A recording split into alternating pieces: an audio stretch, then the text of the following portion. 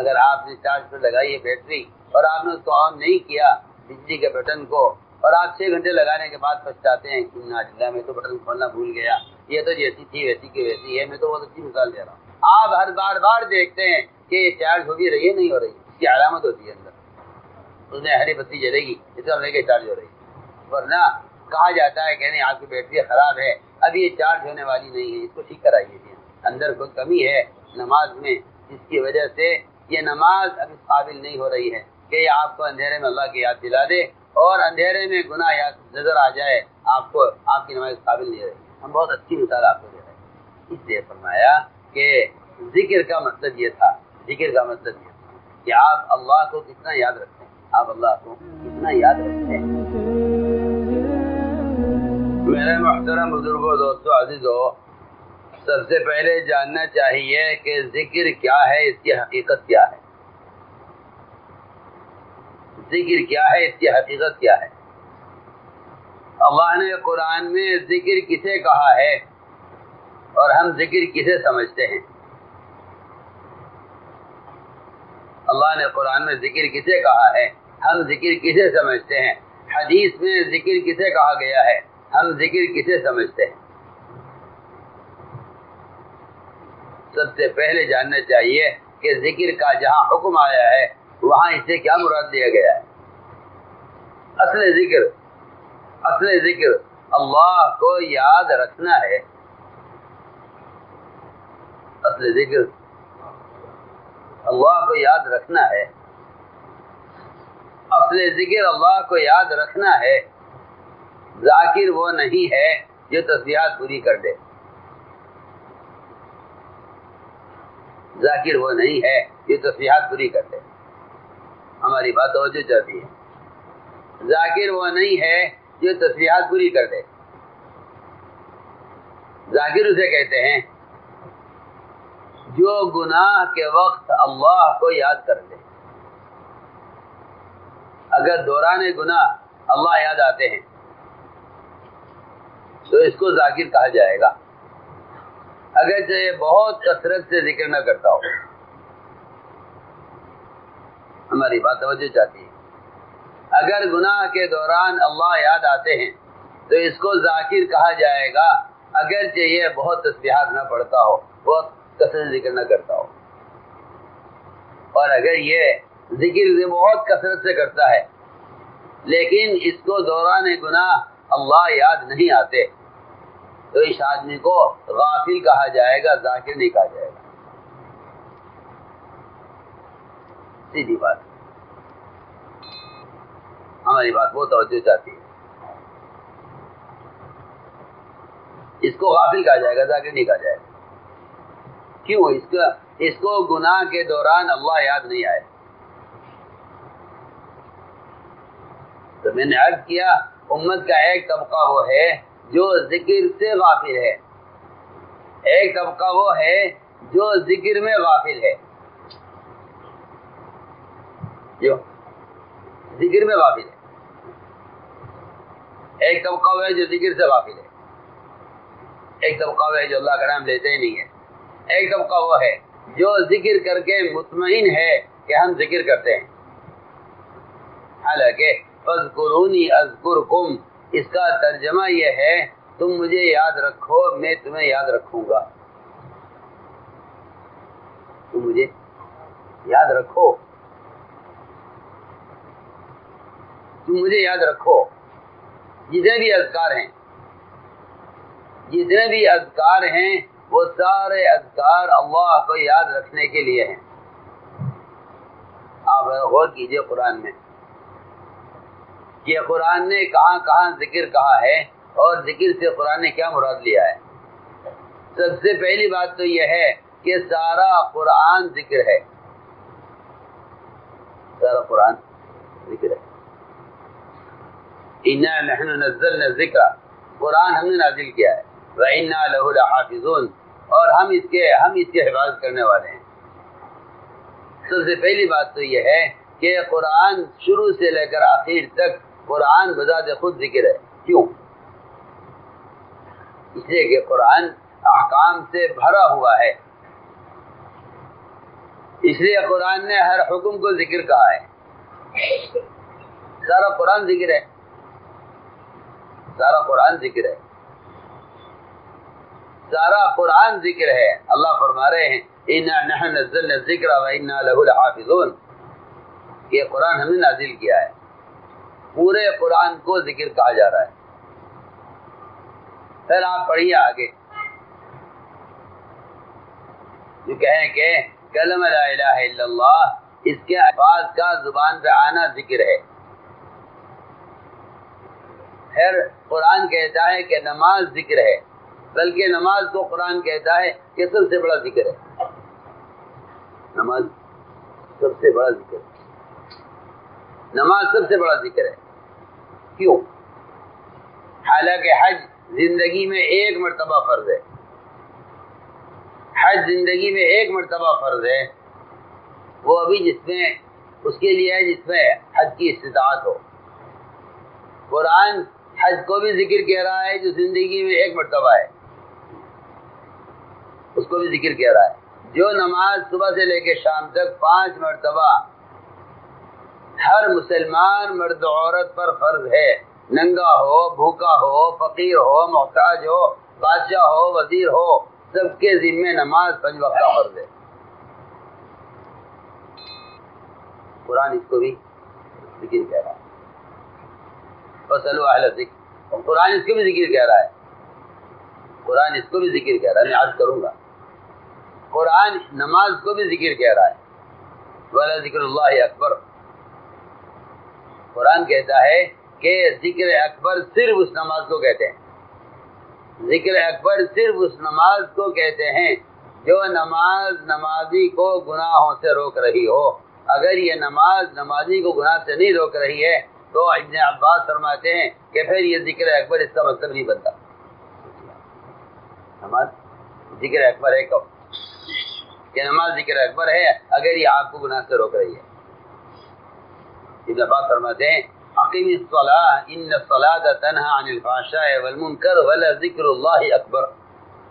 پورے قرآن میں نماز کے علاوہ کسی بھی ذکر کو ذکر اکبر نہیں کہا گیا.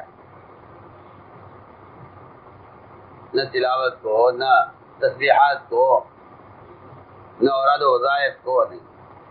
یہ پورے قرآن آپ دیکھیں، ذکر اکبر کا جو لفظ ہے سب سے بڑا ذکر، وہ ذکر اکبر کا لفظ قرآن میں صرف نماز کے ساتھ ہے. صرف نماز. کیا مطلب ہے اس کا؟ کیا مطلب ہے کہ صرف نماز کے ساتھ ذکر اکبر کا لفظ ہے، ورنہ قرآن سارا ذکر ہے. حج کو میں نے بتایا، حج کو اللہ نے قرآن میں ذکر کہا ہے، وَاذْكُرُوا اللَّهَ فِي أَيَّامٍ مَّعْلُومَاتٍ. حج ذکر ہے. لیکن ذکر اکبر، کہ ذکر اکبر کا لفظ قرآن میں صرف نماز کے ساتھ ہے، کیونکہ نماز سے زیادہ اذکار اور نماز سے زیادہ پابندیاں کسی فریضے میں نہیں ہیں. نہ روزے میں ہیں، نہ حج میں ہیں، نہ زکوٰۃ میں ہیں، نہ جہاد میں ہیں. جتنے بھی فرائض ہیں کسی فریضے میں اتنی پابندیاں نہیں ہیں جتنی پابندی نماز کے ساتھ ہے. پابندیاں نماز کے ساتھ. نماز میں بندے کے سارے اعضاء، بندے کے تمام اعضاء نماز میں متوجہ رہنے چاہیے. جو اعضاء بول سکتے ہیں وہ ذکر میں مشغول ہیں، اور جو اعضاء بول نہیں سکتے وہ قبلے کی طرف متوجہ رہیں. قبلے کی طرف متوجہ رہیں. ہاتھوں کا ذکر، پیر کی انگلیوں کا ذکر، کیا مطلب ہے کہ آپ کی انگلیاں قبلے کی طرف نماز میں متوجہ رہیں؟ یہ انگلیوں کا ذکر ہے، یہ ہاتھوں کا ذکر ہے. آپ کی نظر سجدے کی جگہ پر رہے، یہ آپ کی آنکھوں کا ذکر ہے. آپ کے کان قرات کو سنیں، یہ آپ کے کانوں کا ذکر ہے. آپ کی زبان تکبیرات سے لے کر تسبیحات سے لے کر تلاوت تک آپ کی زبان نماز میں تلاوت مشغول رہے، یہ آپ کی زبان کا ذکر ہے. سب سے بڑا ذکر نماز. مجھے عرض کرنا ہے آگے. حج کو ذکر کہا، حج کو ذکر کہا، اور سارے احکام جس پر علم کا اطلاق ہوتا ہے قرآن نے اس کو جگہ جگہ ذکر کہا ہے. علم کو ذکر کہا. پڑھیے آپ قرآن پڑھیے آپ کو پتہ چلے گا. قرآن نے جگہ جگہ علم کو ذکر کہا ہے، علماء کو اہل ذکر کہا ہے، اہل علم نہیں کہا ہے. علماء کو اہل ذکر کہا ہے کیونکہ علماء صرف وہ ہیں جو اللہ کو اس کے احکام میں یاد رکھتے ہیں. جو علماء علم رکھتے ہیں اللہ کو اس کے احکام میں یاد نہیں رکھتے، قرآن کی اصطلاح میں وہ علماء نہیں کہلا سکتے. وہ علماء نہیں کہلا سکتے، وہ علماء نہیں کہلا سکتے جو اللہ کو اس کے احکام میں یاد نہیں رکھتے. اس لیے کہ علم کا حاصل، علم کا خلاصہ اور علم کی حقیقت ذکر ہے. کیا ہے؟ میں آپ سے کرنا چاہتا ہوں کہ سارا کچھ، سب کچھ کا خلاصہ ذکر ہے، اور ذکر کا مطلب اور ذکر کا مفہوم وہ اللہ کو یاد رکھنا ہے. وہ اللہ کو یاد رکھنا ہے. شیطان غلط بات، اللہ کو یاد رکھنا ہے، اللہ کو یاد رکھنا ہے. یاد کرنا ذکر نہیں ہے، یاد رکھنا ذکر ہے. یاد کرنا مالیاتا کا ملفوظ ہے کہ اگر اللہ کا ذکر اللہ کے دھیان کے بغیر کرو گے تو یہ وہ بے ادبی ہوگی جس سے دلوں کے اندر غفلت پیدا ہوگی اور گناہوں سے بچنے کی طاقت پیدا نہیں ہوگی.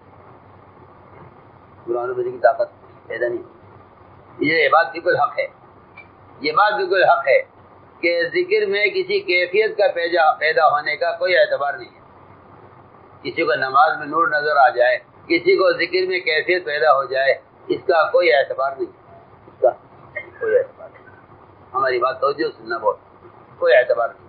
نماز کے دوران اگر اللہ تعالیٰ کا دھیان آ رہا ہے، نماز کے دوران اگر اللہ کا دھیان آ رہا ہے تو یہ کوئی کمال کی بات نہیں ہے. یہ کوئی کمال کی بات نہیں. ہم آپ سے ایک سوال کرتے ہیں، ہمارے سوال کا جواب دو. ایک شخص نے وکیل سے وقت لیا ہے اپنا مقدمہ سنانے کے لیے. ایک بیمار نے ڈاکٹر سے وقت لیا ہے اپنا مرض بتانے کے لیے. ایک شخص نے کسی وزیر سے وقت لیا ہے اپنی کسی حاجت اور ضرورت کے متعلق بات کرنے کے لیے. آپ مجھے بتائیے کیا یہ وکیل سے ملاقات یا ڈاکٹر سے ملاقات یا وزیر سے ملاقات ان کے دھیان کے بغیر کر لیں گے؟ آپ سوچیے بھی کیا کہہ رہا ہوں. کیا یہ ان سے ملاقات ان کے دھیان کے بغیر کر لیں گے؟ آپ کہہ سکتے ہیں کہ جی میں تو ڈاکٹر سے ملاقات کر کے آیا ہوں مگر مجھے ملاقات کے دوران ڈاکٹر کا دھیان نہیں رہا. کیا اس نے کیا کہا، میں نے کیا کہا، مجھے دھیان نہیں. آپ تو اسے پاگل کہیں گے. بہت اہم بات کر رہا ہوں.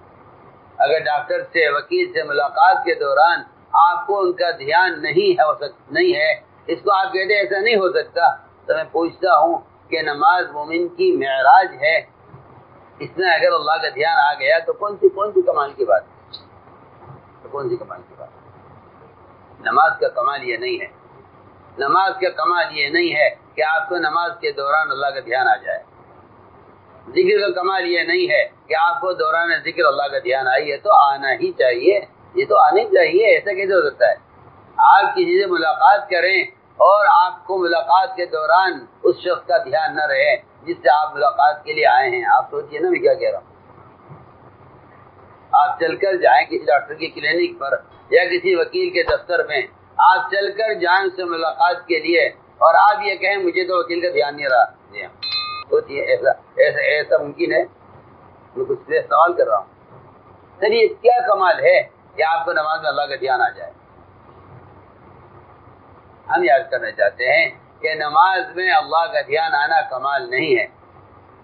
یہ تو ہونا ہی چاہیے، یہ تو ہونا ہی چاہیے، یہ تو ہونا ہی چاہیے. ورنہ کتنا بے ادب ہوگا وہ شخص اور کتنا غافل ہوگا وہ شخص جو ڈاکٹر سے وقت لے مگر اس کو ڈاکٹر سے ملاقات کے درمیان ڈاکٹر کا دھیان نہیں ہے. وہ کیا کہہ رہا ہے، ڈاکٹر کیا بول رہا ہے، مجھے تو دھیان نہیں رہا کیا کہہ رہا ہے. ایسا کیسے ہو سکتا ہے؟ آپ نے کوشش کر کے وقت لیا ہے اور آپ پریشان ہیں اپنے امراض کے لیے، آپ پریشان ہیں اپنے امراض کے لیے اور آج یہ کہتے ہیں کہ مجھے ڈاکٹر کا کوئی دھیان نہیں ہے. سوچیے آپ. تو میں کہنا چاہتا ہوں کہ نماز کے دوران اللہ کا دھیان آ جانا کوئی کمال نہیں ہے اور ذکر کے دوران اللہ کا دھیان آ جانا کوئی کمال نہیں ہے. ذکر کا جو کمال ہے وہ گناہ کے وقت اللہ کا یاد آنا ہے. گناہ کے وقت اللہ کا یاد آنا. کیا گناہ کے وقت اللہ کو یاد آئے؟ قرآن یہ کہتا ہے قرآن یہ کہتا ہے کہ اصل ذاکر وہ ہیں جنہیں گناہ کے دوران اللہ یاد آ جائے. ان الذین اتقوا اذا مسهم طائف من الشیطان تذکروا، کہ ذکر اور تقوی والے وہ لوگ ہیں اور اللہ کو یاد رکھنا اس کو کہتے ہیں کہ اللہ تعالیٰ آپ کو گناہ کے دوران یاد آئیں. اللہ آپ کو گناہ کے دوران یاد آئے، اللہ آپ کو گناہ کے دوران یاد آئے تو کہا جائے گا کہ ہاں آپ ذکر کی حقیقت پر ہیں. تو میرا مقصد عرض کرنے کا یہ ہے کہ ساری تسبیحات، ساری تلاوت، ساری نماز، سارے جتنے بھی عبادات کی لائن کے احکام ہیں، عبادات کی لائن کے جتنے احکام ہیں وہ بندے کو اطاعت پر لانے کے لیے ہیں. آپ عبادت کرنے کو اطاعت سمجھ رہے ہیں، میں کچھ کہہ رہا ہوں، میری بات توجہ چاہتی ہے بہت زیادہ. آپ عبادت کرنے کو اطاعت کہہ رہے ہیں، میں کہہ رہا ہوں کہ عبادات تو اطاعت پر لانے کا ذریعہ ہیں. عبادات، میری بات کو توجہ دیں، عبادات اطاعت پر لانے کا ذریعہ ہے. آپ کی عبادت مقبول ہے یا نہیں، اور آپ کی عبادت میں حقیقت ہے یا نہیں، اس کا فیصلہ عبادت کرنے سے نہیں ہوگا. ہماری بات بہت توجہ چاہتی ہے. آپ نماز پڑھتے ہیں، آپ پر فرض ہے، آپ روزہ رکھیں، آپ پر فرض ہے، آپ زکوٰۃ دیں، آپ پر فرض ہے، آپ حج کریں، آپ پر فرض ہے. ان فرائض کا ادا کرنا یہ اطاعت کا کمال نہیں ہے. ان فرائض کے ادا کرنے سے بندہ گناہوں سے بچا یا نہیں بچا؟ اگر ہم کوئی حکم اس سب سے بہتر عبادت کرنے والے کے لیے ہم کوئی حکم لے آئیں کہ آپ کو اب یوں کرنا ہے، اگر آج یہ کہتے ہیں کہ نہیں جی میں جو کر رہا ہوں وہ میرے لیے کافی ہے، اس کا مطلب یہ ہے کہ آپ کی اب تک کی عبادت سے آپ کے اندر اطاعت کا کمال پیدا نہیں ہوا. میں بہت اہم بات کہہ رہا ہوں. میں آپ کو مثال دیتا ہوں، میں آپ کو اس کی مثال عرض کرتا ہوں. ابلیس عبادت میں سب سے آگے تھا، تمام ملائکہ سے آگے، علم میں بھی سب سے آگے، عبادت میں سب سے آگے. اللہ تعالیٰ نے دیکھنا چاہا کہ یہ اب تک کی عبادت سے، اس کے اندر اب تک کی عبادت سے اطاعت کی قوت کتنی پیدا ہوئی. ہاں یہ کہ نماز نہیں چھوڑی، یہ اطاعت کرنے والے ہیں. حالانکہ نماز کا چھوڑنا تو کفر ہے. اگر نماز پڑھ رہا ہے تو مسلمان ہی تو ہوا نا. کیا میں کیسے سمجھاؤں؟ اب اگر نماز پڑھ رہا ہے تو کفر کے دائرے سے باہر ہی تو نکلا ہے کہ نماز کو چھوڑنا کفر ہے. ہم کچھ اور کہہ رہے ہیں، ہم کہہ رہے ہیں کہ نماز کے چھوڑنے کا تو، مسلمان کے نماز چھوڑنے کا تو امکان ہی نہیں ہے. اطاعت کا کمال یہ نہیں کہ آپ نماز پڑھتے ہیں، اطاعت کا کمال یہ ہے کہ اگر ہم کوئی حکم آپ کو اگلا دیں تو آپ کی نماز کیا آپ تک اس قابل ہو یا نہیں کہ یہ آپ سے اگلا حکم پورا کرا دے. چنانچہ اللہ تعالیٰ نے حکم دیا ملائکہ کو آدم کو سجدہ کرنے کا. سب نے سجدہ کیا سوائے ابلیس، سب نے سجدہ کیا سوائے ابلیس کے، سب نے سجدہ کیا. اس نے کہا نہیں میں سجدہ نہیں کروں گا. کہ اگر مسلمان کا عمل اور اس کی عبادت اور اس کا ذکر اور اس کی تلاوت اس میں تواضع پیدا کر رہی ہے تو یہ ترقی کر رہا ہے اطاعت. اور اگر یہ ساری عبادات، یہ سارے اعمال اس کے اندر کبر پیدا کر رہے ہیں اور فخر پیدا کر رہے ہیں تو یہ اگلے کسی ایک حکم کا ایسا انکار کر دے گا کہ جس سے اس کا پچھلا سارا کیا برباد ہو جائے گا. آپ سنیے تو ابلیس کا پچھلا سارا برباد ہو جائے گا. ٹھیک ہے، اتنا نہیں ہوا کہ چلیے اگر آپ آدم کو سجدہ نہیں کرتے کوئی ہے نہیں، آپ مجھے سجدہ کرتے رہیے، اللہ نے یہ نہیں فرمایا. ہم کچھ کہہ رہے ہیں ابلیس کی عبادت کمال نہیں ہے. کمال یہ ہوتا کہ آپ اس امر کو پورا کر دیتے جو ہم نے دیا ہے. ہم نے آپ کی نماز کو جانچنے کے لیے اور آپ کی عبادت کو جانچنے کے لیے آپ کو ہم نے اگلا حکم دیا ہے. اگر آپ اس حکم کو پورا کریں تب تو آپ کو ذاکر کہا جائے گا، اور اگر آپ اگلے حکم سے انکار کر دیں تو آپ کو غافل کہا جائے گا. یہ کہا جائے گا تو نماز بھی پڑھتے ہیں تو روزہ بھی رکھتے ہیں. بہت اہم بات کہہ رہا ہوں. اللہ تعالیٰ نے بیت اللہ کی طرف رخ کرنے کا حکم نہ کفار کو دیا، نہ یہود کو دیا، نہ نصارہ کو دیا، کسی کو نہیں. میری بات توجہ جاتی ہے. آپ رخ کیجئے بیت اللہ کی طرف، یہ حکم نہ کفار کو دیا، نہ یہود کو دیا، نہ نصارہ کو دیا. جن کا قبلہ بیت اللہ تھا ان کو بھی نہیں، جن کا قبلہ بیت المقدس تھا ان کو بھی نہیں حکم دیا. یہ حکم اللہ نے دیا ہے صرف ایمان والوں کو. یہ حکم دیا ہے اللہ نے. میری بات سب دھیان سے سنیں میں کیا کہہ رہا ہوں. یہ حکم دیا اللہ نے صرف ایمان والوں کو جو نماز پڑھتے ہیں. جو نماز نہیں پڑھتے ان کے لیے تحویل قبلہ نہیں ہے. جو نماز پڑھتے ہیں پابندی سے ان کے لیے تحویل قبلہ ہوئی ہے۔ ہم جانچنا چاہتے ہیں کہ اب تک آپ نے نماز پڑھی ہے، ہماری عبادت کی ہے، ہم دیکھنا چاہتے ہیں اگر ہم آپ کو کوئی اگلا حکم آپ کے معمول کے خلاف دے دیں تو آپ اس پر عمل کرتے یا نہیں کرتے؟ آپ توجہ دیں میری بات کی طرف۔ میں اس کو نہیں کمال کہہ رہا ہوں کہ آپ نماز پڑھتے ہیں، میں اسے کمال عبادت سمجھتا ہوں کہ آپ اگر نماز کے دوران حکم آ جائے قبلہ بدلنے کا تو آپ نماز کے دوران فوراً پلٹ جاتے ہیں یا نہیں؟ اگر آپ یہ کہتے ہیں ٹھیک ہے ابھی تو پڑھ لو، عصر سے ادھر پڑھیں گے، تو آپ اطاعت کرنے والوں میں شمار نہیں کیے جائیں گے۔ میری بات سمجھ آ رہی یا نہیں آ رہی؟ معاملہ اتنا آسان نہیں ہے جیسا آپ سمجھ رہے ہیں، میں سمجھ رہا ہوں کہ میں تو نماز بھی پڑھتا ہوں، میں تو روزہ بھی رکھتا ہوں، میں تو حج بھی کرتا ہوں، میں تو زکات بھی۔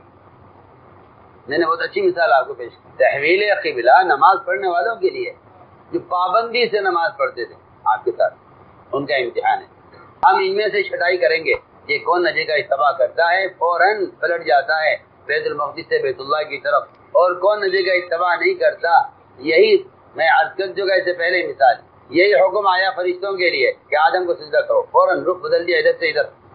تحویل قبلہ اگر مسلمان کے لیے دنیا میں بیت المقدس سے بیت اللہ کی طرف ہے، ادھر اللہ تعالیٰ نے بھی ایک حکم دے کر آزمایا ہے کہ ہم دیکھتے ہیں معمول ہمیں سجدہ کرنے کا ہے، آج ہم کہتے ہیں آدم کو سجدہ کرو، اور یہ کرتے ہی نہیں کرتے۔ یہاں سوال کھڑا ہو گیا، شیطان نے سوال کھڑا کر دیا کہ جب اعلیٰ ہے یا ادنا ہے، ہم پرانے ہیں یا نیا ہے، ہم بہتر ہیں یا ادنا ہے، تو ہم اس کو سجدہ کیسے کر سکتے ہیں؟ حضرت ثانی فرماتے ہیں رحمۃ اللہ علیہ کہ شیطان کو اس کی عقل نے مارا ہے، کیونکہ یہ عقل کا تقاضا ہے، یہ عقل کا تقاضا ہے کہ یہ بہتر ہیں یا اعلیٰ ہیں یا ادنا ہیں، تو اعلیٰ ادنا کو سجدہ نہیں کرے گا، ادنا اعلیٰ کو سجدہ کرے گا۔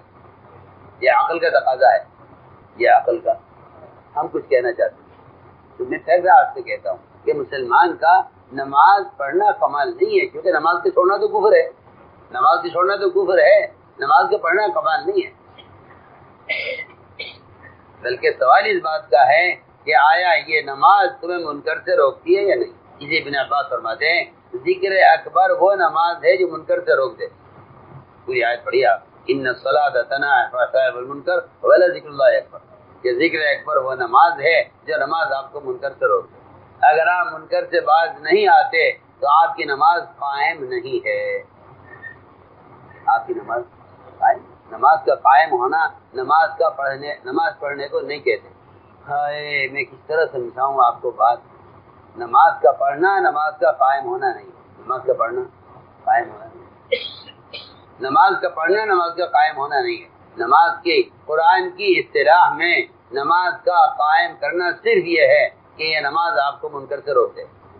جیسا فرماتے تھے کہ سب سے بڑا ذکر نماز ہے، اس میں یہ دیکھا جائے گا اگر ظہر عصر کے درمیان کوئی گناہ مسلمان سے ہوا ہے تو اس کا مطلب یہ ہے کہ اس کے ظہر کی نماز قابل قبول نہیں تھی، سچی بات ہے، ظہر کی نماز قابل قبول نہیں، کیونکہ یہ بات حق ہے کہ بندے کا جو عمل اللہ کے یہاں قابل قبول ہوتا ہے، اس عمل کے بعد اس سے بہتر عمل کی توفیق بھی ہوتی ہے، اور وہ عمل اس کو منکرات سے روک بھی دیتا ہے۔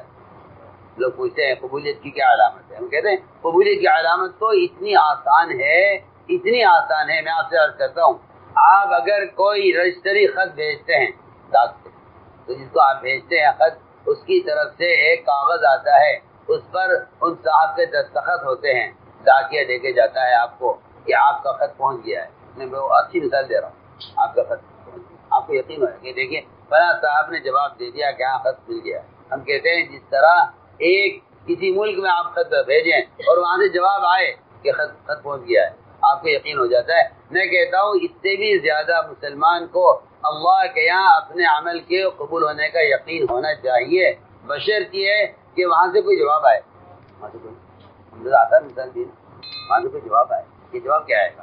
کہ وہاں سے جواب ہی آئے گا کہ اگر آپ اس نماز سے اگلی نماز کے دوران آپ کا وقت دیکھا جائے گا کیسے گزرا ہے۔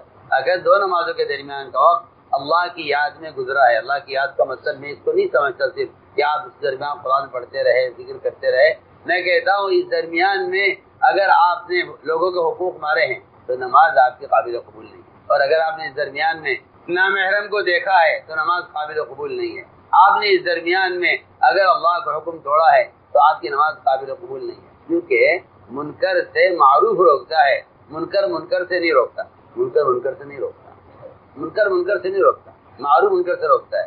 نماز ذکر اکبر جب ہے جب یہ نماز آپ کو منکر سے روک دے. نماز آپ کو منکر سے روک، یہ نماز آپ کو منکر سے روک دے. قرآن کہتا ہے یہ ذکر اکبر ہے، قرآن کہتا ہے یہ ذکر اکبر ہے، یہ نماز ذکر اکبر ہے جو منکر سے روک دے. یہاں تک فرماتے ہیں ابن عباس دونوں فرماتے ہیں کہ جس شخص کی نماز اس کو منکر سے نہیں روک رہی ہے، اس کی نماز اس کو اللہ سے دور کرتی رہتی ہے. اتنا ہی نہیں ہے کہ اگر نماز بگڑی ہے تو چلیے پڑھی تو ہے کم سے کم پڑھی تو ہے.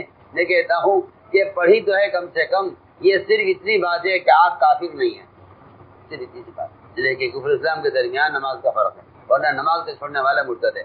بعض کے یہاں قتل کر دیا جائے، بعض کہتے ہیں قید کر دیا جائے نماز چھوڑنے والے کو. عمر قید، امام حنیفہ کے یہاں عمر قید ہے نماز چھوڑنے والے کے لیے. عمر قید آپ جانتے ہیں عمر قید کس کے لیے ہوتی ہے؟ ساری زندگی قید میں رہے. عمر قید ہے تاریخ صلاۃ کے لیے. بعض کہتے ہیں مرتد ہے تاریخ صلاۃ، اس کو قتل کر دیا جائے. سوال اس کا نہیں ہے کہ نماز پڑھنے والے نماز پڑھ رہے ہیں، سوال اس کا ہے کہ ان کی نماز کا نماز سے باہر کی زندگی پر کیا اثر پڑا. تو ہم عرض کرنا چاہتے ہیں کہ آپ قرآن میں غور کیجئے ذکر کو کہ ذکر کیا ہے. تو قرآن نماز کو ذکر کہہ رہا ہے، کلمے کو ذکر کہہ رہا ہے، حج کو ذکر کہہ رہا ہے، علم کو ذکر کہہ رہا ہے. علم کو سارے اذکار کا خلاصہ اللہ کو یاد رکھنا ہے. سارے اذکار کا خلاصہ اللہ کو یاد رکھنا ہے. سارے اذکار کا خلاصہ اللہ کو یاد رکھنا. اس لیے میں نے کہا تھا کہ اگر دوران ذکر اللہ کا دھیان پیدا ہو تو یہ کوئی کمال کی بات نہیں، نہ کوئی کمال کی بات ہے، نہ کوئی اطمینان کی چیز ہے. بلکہ اگر کسی کو ذکر کے دوران کوئی کیفیت پیدا ہو جائے اور کوئی نور نظر آ جائے تو اس کا بھی کوئی اعتبار نہیں، کوئی اعتبار. حضرت تھانوی رحمۃ اللہ علیہ کو ایک صاحب نے آ کر بتلایا اور اس کے مرید تھے، حضرت بیعت تھے. کہا حضرت آج تو کمال ہو گئے، آج تو کمال. کیا ہو گیا کہ حضرت آج تو ذکر میں ایسی کیفیت پیدا ہوئی اور ایسی روشنی نظر آئی. حضرت نے فرمایا کہ کوئی گھبرانے کی بات نہیں ہے، دماغ میں خشکی ہو گئی ہے، دماغ میں آپ. وہ تو بڑے مطمئن تھے، وہ تو بڑے خوش اور مطمئن تھے. فرمایا کوئی گھبرانے کی بات نہیں ہے، دماغ میں خشکی ہو گئی ہے، کچھ دن ذکر روک دو. آپ کچھ دن ذکر روک دو اور صبح کو ننگے پیر ٹھنڈی گھاس پر ٹہلا کرو، ٹھنڈی چیزیں کھاؤ، بادام کا استعمال کرو. یہ سب جیسا ہے کوئی حکیم باقر اس طریقے دیتے ہیں نا. فرمایا کچھ دن میں ٹھیک ہو جاؤ گے، کوئی گھبرانے کی بات نہیں. بیمار ہے یہ نہیں فرمایا ایک دفعہ بھی کہ ماشاء اللہ الحمدللہ تم ذکر میں یہاں تک پہنچ گئے. اس کا کوئی اعتبار نہیں. کیوں؟ اس لیے کہ آپ پڑھیے، قرآن پڑھے، حدیثیں پڑھے. میں کہتا ہوں بے شمار مثالیں ملیں گی اگر تم اس نظر سے قرآن حدیث کے اندر ذکر کو پڑھو گے. بے شمار مثالیں ملیں گی. ایک صاحب نے امام حنیفہ سے کہا کہ امام صاحب فلاں آدمی ہے جو ذکر کے کمال کو پہنچا ہوا ہے، میں کیا بات ہے اس کے ذکر میں ایسی؟ کہنے لگے جب ذکر کرتا ہے بے ہوش ہو جاتا ہے. فرمایا ایسا نہیں ہو سکتا، ایسا نہیں جی ایسا ہی ہے. فرمایا بلاؤ اسے ہمارے پاس. اسے لایا گیا، پوچھا اس سے کیا بات ہے؟ کہ میری کیا بتاؤں میں آپ کو، جب میں اللہ کا نام لیتا ہوں بے ہوش ہو جاتا ہوں. فرمایا یہ اونچی دیوار ہے، اس پہ بیٹھ جاؤ. وہ بہت اونچی دیوار تھی، پتلی. چڑھایا اس کو، بہت بلند دیوار. یہاں بیٹھ جاؤ دیوار پر اور یہاں بیٹھ کے ذکر کرو، ہم دیکھ تم گرتے ہوئے نہیں گرتے، بے ہوش ہوتے نہیں. ذکر کیا بیٹھ کے اس نے، اسی ڈر لگتا رہا ادھر گروں گا بے ہوش نہیں ہو. سب بات جی ہاں امام ابو حنیفہ کا واقعہ ہے، کوئی معمولی بات نہیں. وہ جانتے تھے کہ ذکر کا کمال دوران ذکر روشنی نظر آنا بالکل ایسا ہے جیسے چارجر لائٹ کو آپ لائن پر لگا دیں بجلی کی اور وہ وہاں جل جائے تو اس کے جلنے کا کوئی اعتبار نہیں. اعتبار آپ یہاں اس کو الگ کیجیے، پھر آپ جلائیے جا کے کہیں اندھیرے میں، اس کو بجلی سے ہٹا کر جلائیے. اگر جلتی ہے یہاں سے ہٹ کر تب تو یہ چارج ہوئی ہے، اس کا فائدہ ہے. میں یہ کہنا چاہتا ہوں آپ نماز سے مسجد سے نکل کر بازار کی ظلمتوں میں جائیے، وہاں دیکھیے، وہاں آپ کو اللہ یاد آتی نہیں آتی. آپ مسجد کے ذکر کا کمال مت کہیے، آپ خانقاہ میں ذکر کرنے کو ذکر کا کمال مت کہیے. آپ یہ دیکھیے آپ پیر صاحب سے ہٹ کر اور خانقاہ سے نکل کر اور جماعت سے واپس جا کر چلہ پورا کر کے جب آپ گئے، آپ کی وہاں کیا کیفیت رہی آپ یہ بتائیے پہلے. اگر وہاں آپ کو نماز والی کیفیت وہاں ملتی ہے، اگر یہ کیفیت وہاں ملتی ہے پھر تو آپ چارج ہوئے اور آپ کو ذکر سے نور حاصل ہوا ہے. اور اگر آپ وہاں گناہ کرتے ہیں یہاں ذکر کرتے ہیں تو پھر صاف بات یہ ہے کہ آپ کا ذکر اس قابل نہیں ہے اور آپ کی نماز اس قابل نہیں ہے کہ جو آپ کو اللہ کی یاد گناہ کے دوران اللہ کی یاد دلائے. آپ کا ذکر اس قابل نہیں. کتنی آسان ہوتا ہے، اس کو سوچیں. آپ کا صحابہ سے یہ کہنا کہ اگر تم جس کیفیت میں میرے پاس ہوتے ہو، اگر یہ کیفیت تم کسی طرح بچا کر لے گئے اپنے بیوی بچوں میں اور اپنے کاروبار اور اپنے دنیاوی مشاغل میں، یہ کیفیت اگر تم وہاں لے گئے یہ نہیں کہ تمہیں حاصل نہیں ہو سکتی، نہیں، یہ غلط خیال ہے لوگوں کا، یہ خیال لوگوں کا غلط ہے کہ یہ کیفیت وہاں نہیں ہو سکتی، خیال غلط ہے لوگوں کا۔ مسلمان کو کمال ذکر، کمال ایمان کی طرح متوجہ کیا گیا اس روایت سے، یہ نہیں کہا گیا کہ یہ تمہارے بس کی چیز نہیں ہے، نہیں، بالکل نہیں، یہ خیال غلط ہے لوگوں کا۔ فرمایا جس کیفیت میں میرے پاس ہوتے ہو، یہ کیفیت اگر تم بچا کر لے جاؤ اپنے گھر میں اور اپنے کاروبار میں، تو تم سے فرشتے تمہاری بازاروں میں، تمہاری گلیوں میں، تمہارے بستروں پر فرشتے تم سے آگے ملاقاتیں کریں۔ اور یہ میں کہتا ہوں یہ چیز صحابہ کے دوران اتنی عام تھی، اتنی عام تھی۔ صحابہ کے انتقال کا وقت آیا اور میں اپنی بیوی سے کہ دیکھو یہاں فرشتے آئیں گے، تم یہاں خوشبو بتا دو اور تم یہاں سے ہٹ جاؤ تھوڑی دیر کے لیے، فرشتے آئیں گے۔ اور اپنی موت سے پہلے سارے ملائکہ کا مشاہدہ کر رہے ہیں اور کہہ رہے تم نکل جاؤ یہاں سے، دیکھو یہاں فرشتے آ رہے ہیں۔ تم تو مسلمان کی بات کر رہے، وہاں تو میدان قتال میں کفار ملائکہ کو دیکھتے تھے۔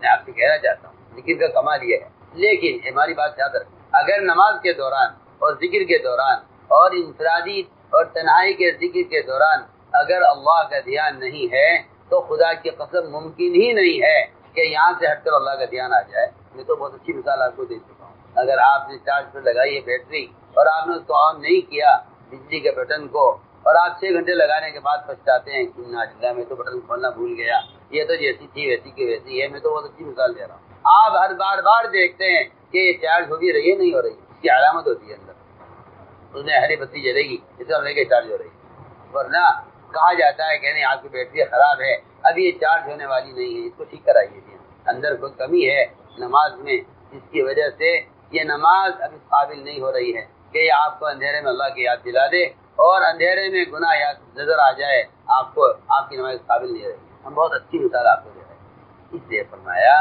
کہ ذکر کا مطلب یہ تھا، ذکر کا مطلب یہ تھا کہ آپ اللہ کو کتنا یاد رکھتے ہیں، آپ اللہ کو کتنا یاد رکھتے ہیں، آپ اللہ کو کتنا یاد رکھتے ہیں۔ سوال اس کا تھا کہ آپ اللہ کو یاد کتنا رکھتے ہیں۔ اس لیے قرآن نے صاف کہا ہے کہ تقوی والے وہ لوگ ہیں صرف جب شیاطین کو گناہ کی طرف لے جاتے ہیں تو ان کو اللہ یاد آ جاتا ہے، تو ان کی آنکھیں کھل جاتی ہیں، فوراً یہ سمجھ لیتے ہیں کہ اندر شیاطین کیا کرانے چاہتے ہیں۔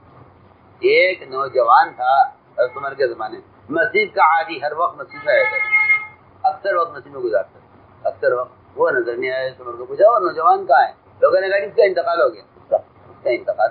فرمایا کیا بات پیش آئی؟ یہ بات یہ پیش آئی کہ وہ مسجد سے نکل کے جاتا تھا تو راستے میں ایک لڑکی اس کو اپنی طرف مائل کرتی تھی اور وہ نہ آنکھ بچا کر گزر جایا کرتا تھا، لیکن ایک دن اچانک ایسا ہوا کہ اس لڑکی نے اس کو اپنی طرف اتنا مائل کیا کہ وہ اس لڑکی کے ساتھ ہو گیا، وہ لڑکی اس کو اپنے گھر لے گئی۔ اس کا معمول یہ تھا کہ وہ روزانہ مسجد سے نکل کر پہلے والد کے پاس جاتا تھا، ان کی خدمت کرتا تھا، پھر اپنے گھر جایا کرتا تھا۔ اس دن نہیں پہنچ سکا گھر، لڑکی اسے اپنے ساتھ لے گئی۔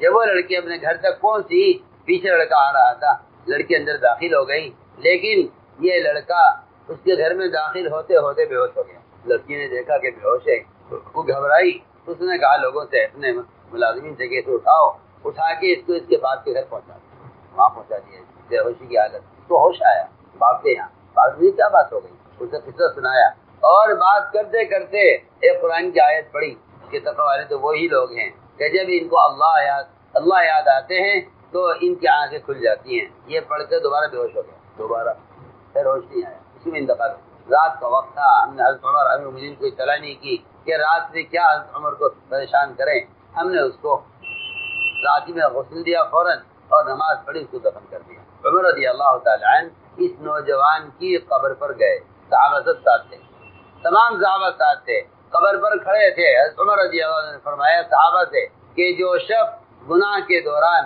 اللہ کو یاد کر لے، اس گناہ کے دوران اللہ کو یاد کر لے، اللہ کے سامنے حاضری کا خوف رکھے، تو اللہ تعالیٰ اس گناہ کے دوران اپنے رب کو یاد کرنے والے سے وعدہ کرتے ہیں کہ اس کو جنت کے 2 باغ عطا فرمائیں گے۔ قرآن کی آیت پڑھے عمر رضی اللہ عنہ نے اس کی قبر پر، حالانکہ عمر وہ آیت سنا رہے تھے صحابہ کو، وَلِمَنْ خَافَ مَقَامَ رَبِّهِ جَنَّتَانِ، کہ جو آدمی اللہ کے سامنے حاضری کا خوف رکھتا ہے اس کے لیے جنت کے 2 باغ ہیں۔ ادھر عمر نے کہا لوگوں سے، ادھر قبر سے جوان نے چیخ کر آواز دے کر کہا حضرت عمر سے، ابھی مجھے آپ ٹھیک کہہ رہے ہیں، مجھے وہ دونوں باغ مل گئے، وہ دونوں باغ مجھے دونوں باغ مل گئے، آپ ٹھیک کہہ رہے ہیں۔ تمام صحابہ نے، حضرت عمر نے اس نوجوان کی آواز قبر سے سنی، اس نے آواز دے کر کہا ہم آپ ٹھیک کہہ رہے ہیں، میں نے مرتے ہی وہ دونوں باغ جنت کے پا لیے۔ میں کچھ کہنا چاہتا ہوں، یہ جنت کا باغ نہ نماز پر ملا ہے نہ ذکر پر ملا ہے، ہم کچھ کہنا چاہتے ہیں، ہم اعمال پر تو احتساب کرتے ہیں کہ نماز سے یہ ملے گا، زکوٰۃ سے یہ ملے گا، روزے سے یہ ملے گا، حج سے یہ ملے گا۔ جی ہاں، میں بہت اہم بات کہنے جا رہا ہوں، ان سارے اعمال کے فضائل سے تو احتساب کرتے ہیں، لیکن ان کے مقابلے کے جو گناہ ہیں ان گناہوں سے بچنے کو، ان نعمتوں کے حاصل ہونے کا سبب ان گناہوں سے بچنے کو نہیں سمجھتے۔ حالانکہ اگر آپ غور کریں گے تو ہم کچھ کہنا چاہتے ہیں، اعمال کے کرنے سے زیادہ طاقت منکر سے بچنے کی، اعمال کی طاقت، نہیں بات سمجھنی چاہیے، اعمال کے کرنے سے زیادہ طاقت منکر سے بچنے ہے۔ کیوں؟ اس لیے کہ اعمال کے کرنے کی تو اللہ تعالیٰ نے انسان کے اندر عمل کے کرنے کی تو استعداد رکھی ہے، کرے گا، کیونکہ انسان کی تخلیق عبادت کے لیے ہے۔ میری بات بہت توجہ جاتی ہے، انسان کی تخلیق عبادت کے لیے ہے، یہ عبادت نہیں کرے گا تو کرے گا کیا؟ عبادت نہیں کرے گا تو کرے گا کیا؟ تو میری بات کی طرف دھیان دینا پورا، یہ عبادت نہیں کرے گا تو کرے گا کیا؟ وَمَا لِيَ لَا أَعْبُدُ الَّذِي فَطَرَنِي، میں اللہ کی عبادت نہیں کروں گا تو کیوں نہیں کروں گا؟ اللہ نے مجھے پیدا اسی کے لیے کیا ہے، فطرنی، اس نے مجھے پیدا عبادت کے لیے کیا ہے، میں نہیں کروں گا تو کیوں نہیں کروں گا؟ اور اگر میں عبادت کروں گا تو کیا کمال کروں گا؟ اگر ایک آدمی ڈاکٹری سیکھ کر ڈاکٹری کر رہا ہے تو کیا کمال ہے؟ اس کو وہ تیاری اسی کے لیے ہوا ہے، یہ آسان بات ہے۔ کوئی ڈاکٹر ڈاکٹری کر رہا ہے تو کیا کمال کی بات ہے؟ وہ تیاری اسی کے لیے ہوا ہے۔ اور ہم اس سے اگلی بات کہہ رہے ہیں کہ اللہ نے تجھے پیدا عبادت کے لیے کیا ہے تو عبادت نہیں کرے گا تو کرے گا کیا؟ نہیں، کچھ اور کہنا چاہتا ہوں، میں یہ کہنا چاہتا ہوں کہ عبادات کے لوگ فضائل جان کر سمجھتے ہیں کہ احتساب عبادت کے ساتھ ہے، اور میں کہتا ہوں کہ عبادات کے اوامر کو پورا کرنے سے زیادہ قوت اور طاقت منکر سے بچنے میں ہے، کیونکہ عبادات کے کرنے کی تو اللہ نے انسان کے اندر صلاحیت رکھی ہے، لیکن اس کو جو احکام دیے ہیں وہ احکام اس کے فطری تقاضوں کے خلاف دیے ہیں۔ اس میں شہوت کا تقاضا رکھا ہے، زنا کو حرام کیا، اس میں آپ غور کر لیجیے، وہ شخص جس کے لیے چٹان سرک کر غار کا راستہ بالکل بند ہو گیا تھا اور سوائے موت کے ان تینوں کے پاس کوئی راستہ نہیں تھا، اس نے اللہ سے یہ نہیں کہا میں نے ایسی نماز پڑھی، میں نے ایسا روزہ رکھا، میں نے ایسا حج کیے، میں نے تو بہت زکوٰۃ دی، میں نے تو بڑے صدقات کیے، یہ کچھ نہیں کہا۔ اس نے کہا کہ میں اپنی چہیتی لڑکی جس سے مجھے انتہائی محبت تھی، میں اس کے ٹانگوں کے درمیان بیٹھ گیا تھا گناہ کرنے کے لیے، میں نے اے اللہ صرف تیرے خوف سے یہ کام نہیں کیا، مجھے اس سے زنا کرنے میں کوئی رکاوٹ نہیں تھی، اگر میں نے یہ حرام کام تیرے خوف سے چھوڑا ہے تو چھڑانا چاہتا سمجھنا ہی بات کہ آپ کو کتنی آسان مثال کرنا، اس لیے میں کہنا چاہتا تھا کہ عبادات کے اوامر کے پورا کرنے سے زیادہ طاقت منکر سے بچنے میں ہے، لیکن یہ بات حق ہے کہ منکر سے بچنے کی طاقت عبادات سے پیدا ہو، اگر عبادات بھی ہیں منکرات بھی ہیں، عبادات بھی ہیں منکرات بھی ہیں، تو میں کہتا ہوں کہ قرآن حدیث کی اصطلاح میں یہ ذاکر نہیں ہے، یہ غافل ہے، یہ ذاکر نہیں ہے، یہ غافل۔ ٹھیک ہے، آپ یہ مت سمجھیے کہ نماز چھوڑنے والا غافل ہے، نماز چھوڑنے والا تو کافر ہے، کیا آپ سے کیا کہوں آپ، ہم نماز پڑھنے والے کو نہیں غافل کہہ رہے ہیں، ہم نماز پڑھنے والے کے بارے میں کہہ رہے ہیں کہ یہ ذاکر ہے یا غافل ہے۔ ہم نے آپ کو اچھی مثال دی کہ تحویل قبلہ اس لیے ہوئی ہے، ہم دیکھنا چاہتے ہیں کہ آپ کی نماز نے آپ کو آپ کے اندر بات کے ماننے کی استعداد اور قوت کتنی پیدا کی۔ یہ تو نماز تو بہت اونچی چیز ہے، معراج مومن کی اور اسلام کا رکن ہے، یہ تو بہت اونچی چیز ہے۔ میں تو کہتا ہوں ایک صرف کھانا کھانے کی سنت جو فرض نوازی ہے، وہ کھانا دائیں ہاتھ سے کھانا سنت ہے، اس میں ایک صاحب نے لقمہ بائیں ہاتھ سے دیا، آپ نے حکم دیا کہ دائیں ہاتھ سے کھاؤ، اس نے جواب یہ دے دیا کہ میرا دائیں ہاتھ اٹھتا نہیں ہے، انکار کیا آپ نے فرمایا اللہ کرے تیرا یہ ہاتھ کبھی نہ اٹھے۔ آپ سوچیے جیسے صرف ایک سنت عمل کے انکار کرنے کی وجہ سے، کیونکہ حدیث میں صراحتاً ہے کہ اس نے تکبر کی وجہ سے انکار کیا ہے، تکبر کی وجہ سے روایت میں ہے کہ اس کے بعد اس کا ہاتھ اس کے منہ کی طرف کبھی اٹھا نہیں، کبھی نہیں، ہاتھ شل ہو گیا، دائیں ہاتھ اس کا شل ہو گیا، مفلوج ہو گیا، کبھی اس کے منہ کی طرف اٹھ نہیں سکا، کیونکہ اس نے تکبر کے ساتھ ایک صرف کھانا کھانے کی سنت کا انکار کیا۔ میرے دوستوں عزیزو، ہماری ساری بات کا خلاصہ یہ تھا کہ نماز سے باہر کی زندگی، یہ قرآن یہ کہتا ہے رجال اللہ تلہم تجارت ولا بیع عن ذکر اللہ، کہ صحابہ ہوتے کہ ان کو ان کی تجارت اللہ کی یاد سے غافل نہیں کرتی۔ اس کا مطلب یہ نہیں ہے کہ وہ ایسے تاجر تھے کہ نماز کی پابندی کرتے تھے، اور ہم سب یہ سمجھتے ہیں کہ بھئی صحابہ کی تعریف اللہ نے قرآن میں کی ہے، رجال اللہ تلہم تجارت ولا بیع عن ذکر اللہ، کہ یہ تجارت اس طرح کرتے کہ نماز یاد رکھتے تھے۔ کیا بات ہے، کیا بات۔ ہم کہہ رہے نماز چھوڑنے والا غافل نہیں ہے، نماز چھوڑنے والا کافر ہے۔ آپ کہاں ہیں؟ ہم ذاکر اس کو نہیں کہہ رہے جو نماز کی پابندی کر رہا ہے، ہم ذاکر اسے کہہ رہے ہیں جو دکان پر بیٹھا ہوا ہے اور جس کو حرام راستے سے 1 لاکھ مل رہے ہیں، حلال راستے سے 10,000 مل رہے ہیں۔ یہ کہتا ہے میں 90,000 چھوڑ دوں گا، 1,000 کا حلال ملتے ہیں تو میں 90,000 چھوڑ دوں گا اس کے لیے۔ یہ نہیں ہو سکتا کہ میں یہاں بیٹھ کر حرام کماؤں۔ اس تاجر کا ذکر یہ نہیں ہے کہ یہاں بیٹھ کے تسبیح پڑھتا ہے یا نہیں پڑھتا، اور یہ تاجر دکان پر بیٹھ کر نماز یاد رکھتا ہے یا نہیں رکھتا، اس سے متعلق ذکر یہاں یہ ہے ہی نہیں، اس سے متعلق ذکر یہ ہے ہی نہیں۔ ہم کچھ کہنا چاہتے ہیں، ہم یہ کہی نہیں رہے کہ تاجر کا ذکر یہ ہے کہ یہاں بیٹھ کے تسبیح پڑھتا رہے، نہیں، تاجر کا ذکر یہ نہیں ہے کہ وہ نماز یاد رکھے، اور تاجر کا ذکر یہ نہیں ہے کہ وہ یہاں بیٹھ کے تسبیح پڑھتا رہے۔ تاجر کا ذکر یہ ہے کہ اگر اس کو حرام راستے سے مال ملتا ہے اور یہ اس کا انکار کر کے تھوڑا مال حلال راستے سے کما لیتا ہے تو یہ تاجر کا ذکر ہے، ورنہ اقامت صلاۃ کا تو آگے آیت میں مستقل ذکر ہے۔ اگر یہ نماز کو یاد رکھتا ہے تاجر تو کہا جائے گا کہ یہ تاجر ذاکر ہے کہ نہیں، اس کا ذکر یہ نہیں ہے کہ نماز یاد رکھے تجارت میں، اس کا ذکر یہ نہیں کہ نماز یاد رکھے تجارت میں، اس کا ذکر یہ ہے کہ یہ تجارت میں یہاں اللہ کے احکام کو یاد رکھے، اللہ کی مخلوق کو دھوکہ دینے میں اللہ سے ڈرے۔ یہ اس تاجر کی تجارت، اس تاجر کا ذکر یہ ہے۔ سمجھ میں آئی نا بات؟ ہاں، اور مجھے حیرت ہے تاجر کہتے ہیں جی میں تو نماز ہی پڑھتا ہوں پھر بھی دکان خرسی ہو گئی، میں تو نماز بھی پڑھتا ہوں پھر بھی دکانوں میں آگ لگ گئی، میں تو نماز پڑھتا ہوں پھر بھی مقروض ہو گیا۔ ایسے کیوں ہوا ہے؟ کہ نہیں، یہ آپ کے مقروض ہونے یا آپ کی دکان میں آگ لگنے کا تعلق آپ کی نماز پڑھنے سے نہیں ہے۔ نماز پڑھتے ہیں ایک الگ معاملہ ہے، چاہے آپ کی نماز کامل کیوں نہ ہو، آپ نماز کے پابند کیوں نہ ہو، آپ کی دکان کے چلنے کا، آپ کی نماز کے پڑھنے، آپ کی نماز سے آپ کی دکان نہیں بچے گی۔ آپ کی دکان کے بچنے کا جو تعلق ہے وہ آپ کے دکان کے دین سے ہے، آپ کی دکان کے دین سے ہے۔ نماز کے دین سے کیا تعلق ہے دکان کا؟ میں تو صاحب سے بات کرتا ہوں، نماز کے دین سے دکان کے دین کا کیا تعلق؟ ہماری بات سمجھ میں آتی، نماز کے دین سے آپ کو ایسے لوگ ملیں گے جن کو ان کی تہجد، ان کی تلاوت، ان کی عبادت، ان کی لمبی لمبی نمازیں وہ انہیں معاملات کی طرف سے ایسا مطمئن کر دیں گی کہ انہیں اپنی عبادات پر فخر ہوگا اور معاملات میں وہ صفر ہوگا۔ اپنی عبادات پر فخر اور معاملات میں صفر۔ میری بات یاد رکھنا، میں کچھ کہہ رہا ہوں، عبادات بھی کیا کریں گے؟ فخر، جی ہاں، اور معاملات میں صفر۔ اور شیطان نے ان کو بڑی تسلی دی ہوئی ہے، ارے تم تو ان سب سے بہتر ہو، تمہاری نماز، تمہاری تہجد۔ جی ہاں، لوگ کہتے بھی ہیں، ارے جی آپ ظاہر کو مت دیکھیے، آپ کو نہیں معلوم ہمارا اللہ کا تعلق کیسا ہے، کہ نہیں وہ تو صاف نظر آ رہا ہے، جس کا تعلق اللہ سے بگڑے گا اس کا تعلق مخلوق سے بگڑے گا۔ سب کی بات ایسا ہو ہی نہیں سکتا کہ ایک آدمی عبادات میں کامل ہو اور معاملات میں ناقص، ایسا نہیں ہوتا۔ جس کی خلوت اللہ کے ساتھ بگڑے گی اس کی جلوت مخلوق کے ساتھ بگڑے گی، جلوت کی بات۔ جس کی عبادات بگڑے گی اللہ کے ساتھ اس کے معاملات بگڑیں گے مخلوق کے ساتھ۔ اور شیطان نے یہ تسلی دی ہوئی ہے کہ آپ کی نماز تو ایسی ہے اور آپ کی تلاوت تو ایسی ہے، یہ تو ایسی نماز بھی، یہ تو نماز پڑھتے بھی نہیں ہیں، آپ پڑھتے تو ہیں، اور جتنے حقوق والے ہیں نا ساری نمازیں ایسی لے جائیں گے آخرت میں آپ کی، گویا آپ کا اس میں کوئی حصہ ہی نہیں تھا۔ ہم یہ کرنا چاہ رہے ہیں کہ تاجر کا ذکر یہ نہیں کہ اس کو نماز یاد آ جائے، اور زنا کرنے والے کا ذکر یہ نہیں کہ وہ نماز پڑھتا ہے، نہیں، زنا کرنے والے کا ذکر یہ ہے کہ اس کو زنا کے دوران اللہ یاد آ جائے۔